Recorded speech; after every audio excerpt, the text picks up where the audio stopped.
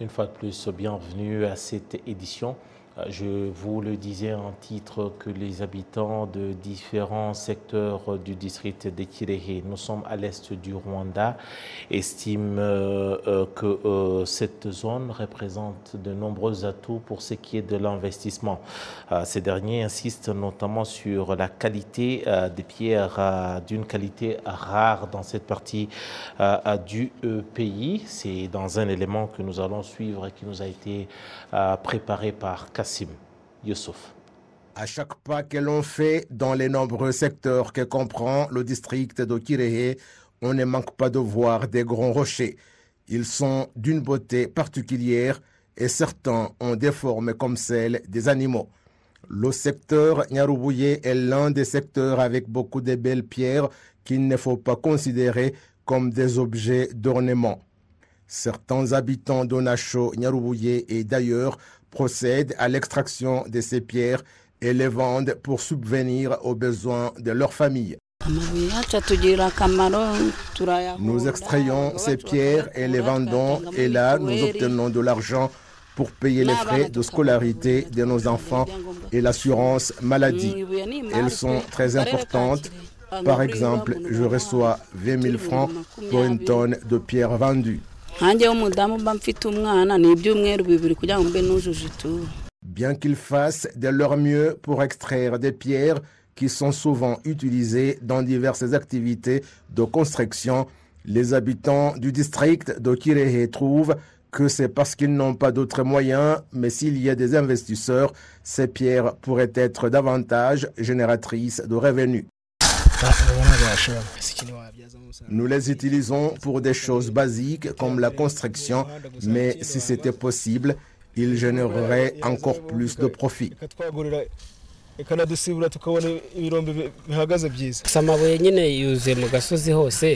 Des rochers sont partout dans cette zone, mais certaines sont protégées et nous ne pouvons pas les extraire. S'il y a des investisseurs pour en tirer plus de profit, ce serait encore plus utile. Outre les roches qui sont certes d'une beauté étonnante, mais qui sont toujours considérées comme ornementales, le district de Kirehe possède également des lacs qui peuvent attirer des touristes et générer des revenus pour ceux qui y travaillent.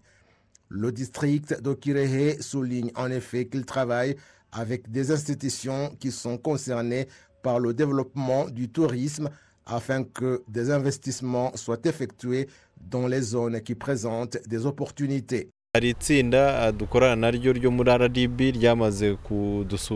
Une équipe de RDB nous a déjà rendu visite et des sites touristiques potentiels ont été cartographiés. La prochaine étape consiste à examiner d'autres infrastructures nécessaires pour permettre aux touristes de visiter la zone. Après cela, nous passerons à l'étape de travailler avec des investisseurs et d'allouer une enveloppe dans notre budget en tant que district pour préparer la zone pour le tourisme. Mais généralement, nous avons diverses attractions touristiques. Le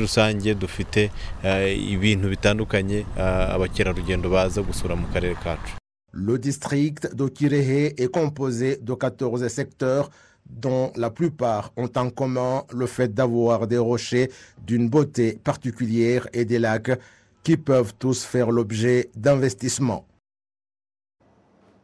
Merci donc à Kassim Youssouf. Parlons santé à présent. À ce jour où nous parlons, seulement 86,7% des Rwandais ont payé leur cotisation de la mutuelle de santé pour ce qui est de l'exercice 2022-2023. Ceux qui n'ont pas payé la totalité de leur cotisation devront donc bénéficier des soins médicaux en ayant seulement payé la totalité de leur cotisation. Pour des besoins de soins de santé, la famille Sengomuremi Augustin seront au centre de santé de Kinyinya en district de Gasabo. C'est une famille nombreuse, mais son responsable dit qu'il n'a rien encore payé comme cotisation à la mutuelle de santé. Je payais pour une famille de 8 personnes et avec mon épouse, nous sommes maintenant 10 et je n'ai pas encore payé pour aucun. Vous comprenez que s'il tombe malade, c'est un problème. Je suis préoccupé et c'est pourquoi je fais tout pour payer. S'il tombe malade, je me rends à la pharmacie pour trouver des médicaments. Le 31 décembre 2022 était la date butoir pour que tout le monde ait versé la totalité de sa cotisation pour la mutuelle de santé. Ceux qui ont payé 75%, comme ceux qui n'ont rien encore versé, payent à 100% les services sanitaires qui leur sont accordés. Le seul enfant pour qui je n'ai pas encore payé la cotisation, c'est parce que je ne l'ai pas encore fait enregistrer à la catégorie sociale d'Oudéhé. Lorsqu'il tombe malade, je l'amène chez les auxiliaires de santé. Lorsque rien ne va et que je n'ai pas de moyens, je le fais consulter par un médecin privé et j'achète les médicaments nécessaires. Les personnes qui ont payé la totalité de la cotisation bénéficieront des soins de santé jusqu'au 31 juin 2023. Le département en charge de la sensibilisation et de l'enregistrement des membres à l'Office rwandais de sécurité sociale, RSSB, indique que 13% de la population n'ont pas encore payé la cotisation à la mutuelle de santé, dont 2,2% qui n'ont pas versé la totalité et que le délai qui leur avait été accordé pour jouir des avantages de la mutuelle de santé est arrivé à terme.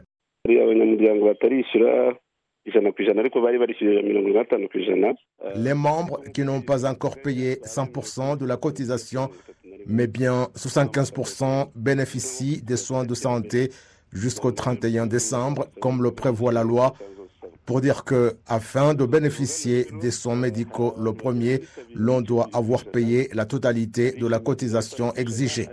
Maintenant, il y a 2,2% qui ont payé 75% seulement, ce qui veut dire qu'ils ne peuvent pas bénéficier des soins médicaux avec la mutuelle de santé. Ce que nous leur demandons, c'est payer les 25% restants pour qu'ils puissent bénéficier des soins médicaux comme l'année dernière. Jusqu'à présent, seulement 86,7% des Rwandais ont déjà payé la cotisation à la mutuelle de santé. Depuis le 1er janvier 2023, la cotisation à la mutuelle de santé 2023-2024 a été lancée.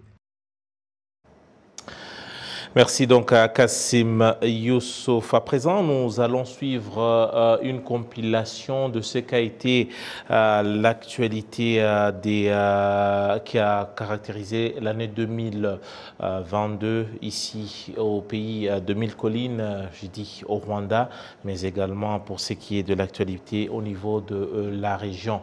C'est un élément que nous allons commencer tout d'abord par le sommet des chefs d'État et de gouvernement des pays membres de la Commonwealth, sommet qui s'est tenu ici au pays de Mille Collines. L'année 2022 a été marquée d'une pierre blanche dans l'histoire du Rwanda et de la communauté des pays membres du Commonwealth. Le Rwanda, pays sans passé colonial avec le Royaume-Uni, seulement 13 ans après qu'il ait adhéré au Commonwealth, il a accueilli le sommet des chefs d'État et de gouvernement des pays membres de cette organisation. Le 24 juin, dans son allocution de bienvenue, le président de la République, Paul Kagame, a fait observer qu'accueillir ce sommet seulement 28 années après le génocide perpétré contre les Tutsis est un honneur pour le Rwanda. C'est la joie et l'honneur de vous accueillir à la 26e édition du sommet des chefs d'État et de gouvernement des pays membres du Commonwealth et la 6e tenue sur le continent africain et la première après que notre planète ait été secouée par la pandémie de Covid-19. Je vous souhaite tous le bienvenu au Rwanda.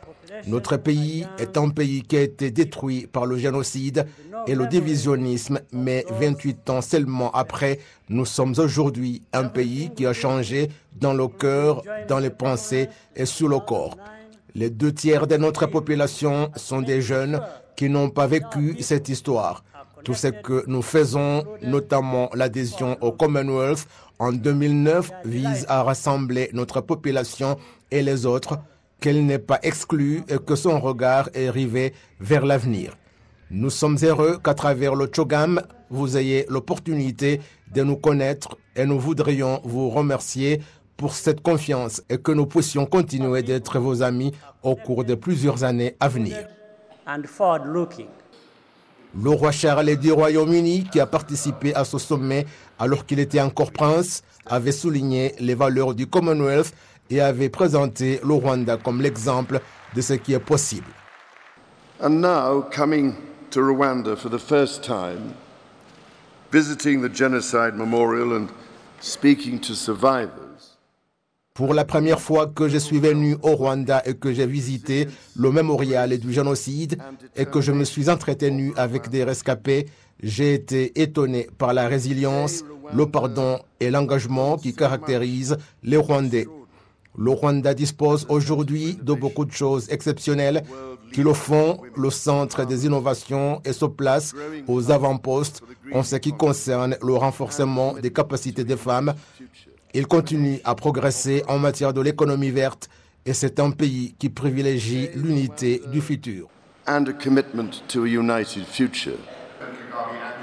À l'issue du sommet, la présidence tournante de l'Organisation des pays membres du Commonwealth a été confiée pendant des ans au Rwanda. En avril, en outre, le Rwanda et le Royaume-Uni ont signé des accords de partenariat relatifs à l'immigration et l'immigration et au développement économique, lesquels accords stipulent que le Rwanda va accueillir des migrants entrés irrégulièrement en Grande-Bretagne. Le ministre rwandais des Affaires étrangères et de la coopération internationale, le docteur Vincent Biruta, avait dit à ce propos que ces accords sont dans la ligne du Rwanda de rendre la dignité à l'être humain et d'assister les personnes en danger. Dans le domaine de la diplomatie, l'année 2022 s'est achevée alors que les relations rwando-ougandaises se sont normalisées. Au début de 2022, en effet, le président de la République, Paul Kagame, a en effet reçu en audience le lieutenant-général Muhoozi Kainerugaba, qui a été promu général, fils du président Museveni et son conseiller particulier en matière militaire, et à ce moment-là, chef d'état-major de l'armée de terre ougandaise. Leurs entretiens s'étaient focalisés sur les relations rwando-ougandaises.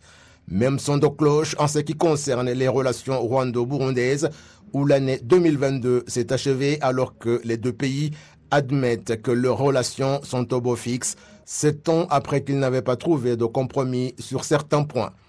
L'année 2022 s'est par ailleurs achevée alors qu'un climat de méfiance règne entre le Rwanda et la République démocratique du Congo, une année qui a été marquée par des actes graves de provocation de la part de la République démocratique du Congo, même si le Rwanda s'est toujours retenu.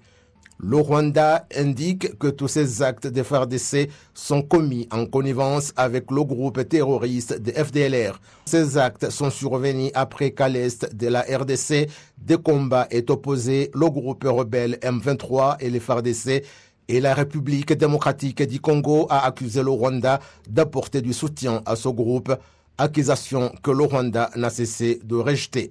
Fin novembre 2022, le président Kagame a fait observer qu'il n'est pas concevable que toutes les parties ne se mettent ensemble pour trouver des solutions à ce problème, mais sont enthousiasmés à faire porter la responsabilité des problèmes de la RDC au Rwanda. Depuis 28 dernières années, ce problème persiste. Il y a 22 ans que les forces onusiennes ont été envoyées au Congo pour combattre les FDLR et d'autres groupes. Je ne connais aucune personne, peut-être vous oui, où ces forces ont combattu les FDLR pour les chasser. Ils sont enthousiasmés à combattre le groupe qu'ils appellent très mauvais, à savoir le M23. C'est cela qui s'est passé en 2012 et nous avons dit à ces gens qu'ils sont en train de résoudre ce problème à moitié et que l'autre nous causera des ennuis. Ceci n'est pas un problème auquel on peut trouver de solutions à l'aide des armes. Il s'agit d'un problème politique, mais ils n'ont pas voulu nous écouter. 10 ans après, le problème est de retour, mais le simple moyen à leur disposition, c'est d'accuser le Rwanda de jouer un rôle dans ce problème. C'est là où nous sommes maintenant. Pourquoi ce problème n'a pas été résolu? Toujours dans le domaine de la diplomatie, le président de la République, Paul Kagame, a déclaré que la coopération du Rwanda et le Mozambique progresse davantage, particulièrement en matière de la collaboration des deux pays dans des activités de lutte contre le terrorisme, notamment dans la province de Cabo Delgado. Le chef de l'État a révélé que les effectifs des militaires et des policiers que le Rwanda envoie au Mozambique ont augmenté.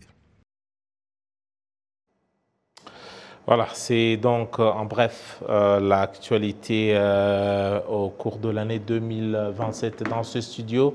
Nous sommes avec Gatete Nyiringabo Ruhumuriza. Il est avocat de profession, mais il est également un observateur averti de l'actualité aussi bien au Rwanda, dans la région et dans le monde. Gatete, bienvenue et surtout de vous joindre à nous. Merci. Gatete, on vient de suivre la compilation. C'était pour toi déjà, y a-t-il autre chose qu'on a omis dans cette compilation qui aura marqué l'actualité selon vous, notamment en national? Au niveau national, peut-être pas, mais il y a la Coupe du Monde. Vous n'avez pas parlé de la Coupe du Monde? Politiquement, nous parlons de la diplomatie et de la politique. Bon, rien ne me vient à l'esprit pour l'instant. Je pense que on ne peut pas tout saisir dans 30 minutes. Mais je suppose que l'événement le plus grand en fait de l'année passée, c'était la Coupe du Monde. Voilà, là tu as été un peu plus global. Mais maintenant, revenons au sommet des chefs d'État et de gouvernement de la Commonwealth. Ça a été reporté sine die à 2 reprises et puis après ça a eu lieu.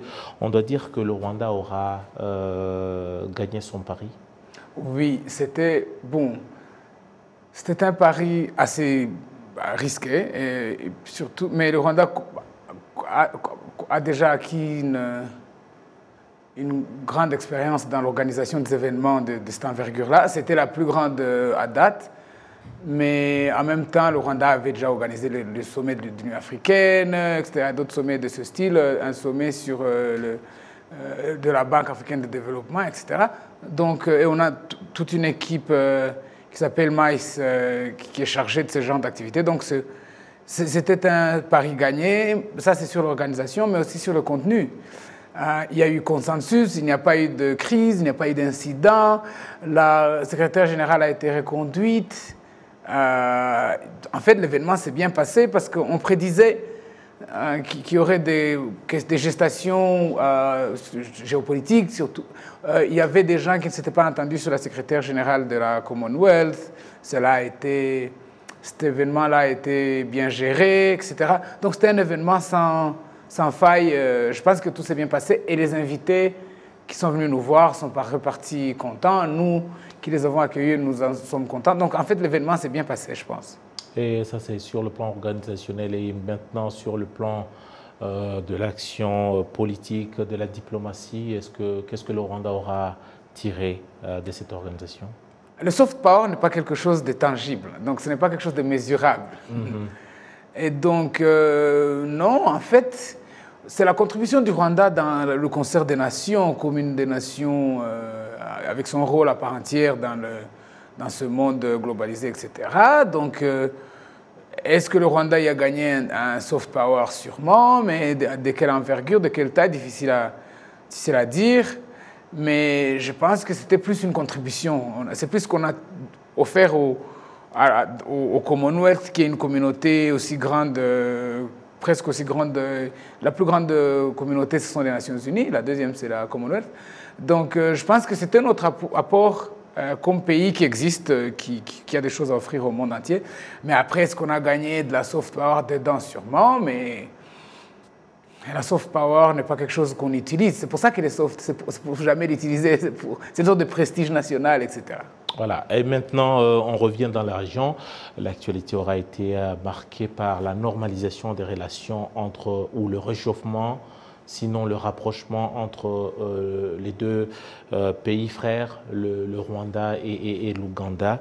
Est-ce qu'on a connu des sommets des chefs d'État, on a eu l'implication notamment du président angolais, le président congolais pour essayer de mettre autour d'une même table les deux personnalités, je parle bien du président Kagame et du président Museveni, et finalement, la solution est venue presque d'un pion sur lequel on n'a pas compté.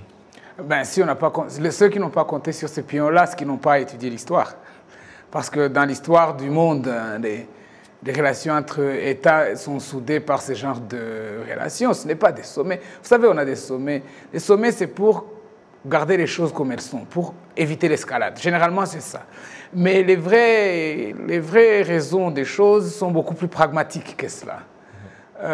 Donc, des gens qui ont des affinités presque familiales, dans le sens où ils ont travaillé ensemble, lutté ensemble, etc., généralement, ils cherchent une excuse pour se réconcilier. Ils ont des problèmes, mais après, ils cherchent une excuse pour se réconcilier. Après, dès qu'ils ont pris la décision de se réconcilier, les conditions pour que cela soit mis en œuvre suivent. Donc, par exemple, et je pense que c'est la même chose avec le Burundi, mais surtout avec l'Ouganda. D'abord, il y a eu un côté économique de la chose. L'Ouganda, qui exportait beaucoup au Rwanda, commençait à sentir, surtout la partie ouest de l'Ouganda, commençait à sentir le poids de cette fermeture de frontières. Mais ce que je trouve très intéressant dans cela, c'est que normalement les gens... Lorsque vous dites la partie ouest de l'Ouganda, qui était le perdant et le gagnant? Non, c'est clair que en fait, ce qu'on appelle le trade balance, l'Ouganda exportait plus au Rwanda que le Rwanda le faisait. Donc c'est l'Ouganda qui a, a priori, complètement senti le poids. Le poids, beaucoup moins. Le Rwanda avait les Rwandais ont senti le poids plutôt affectif. Ils ont des membres de la famille là-bas, ils ont étudié là-bas, il y a des enfants qui étudient là-bas. Mais beaucoup plus, les gens qui exportaient du matériel, de la nourriture, du ciment, du maïs, du waragi, le gin ougandais, là. Mais je ne vous mens pas, c'était une des grandes... c'est un des produits les plus importés ici. Ils ont senti le poids de cela, d'accord, d'une part. Mais encore une fois, les choses qui avaient fait à ce qu'on ait des problèmes existent presque plus. D'abord, on n'arrête plus des Rwandais en Ouganda. Des mouvements terroristes qui étaient basés en Ouganda sont désactivés. On va dire qu'on a démantelé ces réseaux-là, les raisons que le Rwanda a avancées pour la normalisation. Mais en plus de cela, il y a ce qu'on appelle la political will. On a fait table rase? On ne fait pas table rase. C'est Abraham Lincoln qui disait « Forgive your enemies, but never forget their names ». Donc, on ne fait pas table rase, on apprend. C'est le passé qui passe, mais qui ne passe pas? Non, il passe, mais il nous laisse des leçons, des choses qu'on devrait éviter à l'avenir pour empêcher qu'on retourne dans des conditions comme cela. Et puis, dans la foulée, il y a le Burundi aussi, dont les frontières avec le Rwanda ont été réouvertes. On va dire que c'est un nouveau départ entre le Burundi et le Rwanda. C'est une question purement économique. Hein. C'est le Burundi... D'abord, nous, on a les mêmes revendications pour le Burundi, pour l'Ouganda et pour le Congo. Il y a des mouvements qui se forment pour déstabiliser le Rwanda et qui s'établissent dans leur pays. Généralement, une question sécuritaire, c'est sécuritaire, c'est aussi simple que ça. Et parce que, à cause de notre histoire, d'un pays qui a vaincu les génocides et que les génocidaires et leurs alliés, etc., sont implantés autour de nous. Bon, maintenant, la question du Burundi, c'est que l'économie du Burundi ne peut plus survivre si la frontière avec le Rwanda est fermée, d'une part. Mais d'autre part, encore une fois, c'est un détail. Par rapport à la position du Rwanda, la position géographique, je dis... Oui, parce que le Burundi a deux frontières. Le Rwanda, avec la RDC évidemment, mais cela s'avère beaucoup plus problématique, mais surtout avec le Rwanda et la Tanzanie. Et cette frontière avec le Rwanda, c'était une grande source de devises. Mais cela est un détail, c'est une technique. Mais en réalité, c'est encore cette excuse, cette envie des chefs d'État de trouver l'excuse pour se mettre ensemble. Parce que nous sommes frères. Donc les frères peuvent être fâchés les uns aux autres, mais ils sont tout le temps à la recherche de la cause pour qu'ils se remettent ensemble. Et donc, je pense que le pouvoir au Burundi est en train de changer sa politique. On est en train de se rapprocher de plus en plus. J'ai beaucoup d'espoir sur ce qui va se passer avec le Burundi. J'entends des très bonnes choses de la part du Burundi en ce moment. Des bonnes choses, de bonnes nouvelles, ce n'est pas forcément le cas du côté de la RDC. Tout d'abord, on est parti de la méfiance, on est parti de l'arrêt des opérations rwandaises qui ne pouvaient plus voler ou survoler entre Kigali et Kinshasa et d'autres villes, notamment Lubumbashi. Puis, les choses sont allées tellement vite jusqu'à une méfiance totale et puis à presque une rupture. Gatete, comment comprendre déjà que les choses se soient empirées de cette façon-là pendant les quelques mois vers la fin de cette année 2022 entre la RDC et le... Je pense que Fachi Tshisekedi, le président de la RDC, a été mal conseillé par ses collègues qui n'avaient aucune idée des enjeux de la région. Alors, ils lui ont donné des conseils qu'il a pris en compte et puis il s'est retrouvé coincé avec ce genre de conseils. La situation on mène deux guerres. Entre le Rwanda et la RDC mènent deux guerres différentes. On mène une guerre technique, une guerre scientifique. Donc, on utilise des faits. Moi-même, je suis allé dans le Kivu pour récolter des faits. Je ne suis pas allé en tant que représentant du Rwanda ou quoi, mais je suis allé chercher la vérité. Donc on est tous à la recherche de la vérité. À Kishiché, c'est ça? Je suis allé à Kishiché, mais partout dans le Rutshuru et une partie du Massissi. Je suis allé dans certains endroits pour récolter les faits, pour m'enquérir de la situation sur le terrain.